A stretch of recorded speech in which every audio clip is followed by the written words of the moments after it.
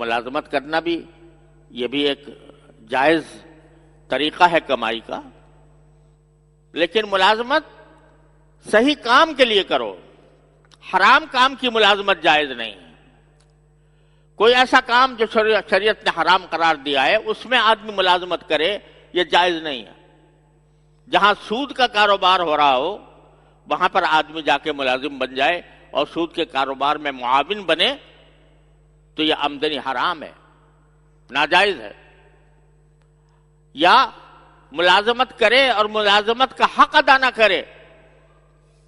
یعنی جتنا وقت اس کے ذمہ فرض ہے کہ جتنا وقت وہ ملازمت کو دے اس میں اگر وہ کٹوتی کر لے، 8 گھنٹے کی ملازمت ہے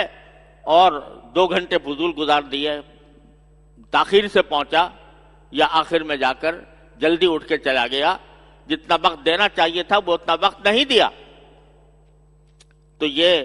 تمہاری تنخواہ کا وہ حصہ حرام ہے جس میں تم نے پورا وقت نہیں دیا۔ اگر 8 گھنٹے کی ملازمت ہے تو پورے 8 گھنٹے ہی دینے ہوں گے، اور چاہے وہاں کام ہو یا نہ ہو،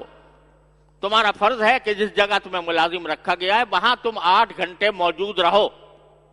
کام ہو یا نہ ہو۔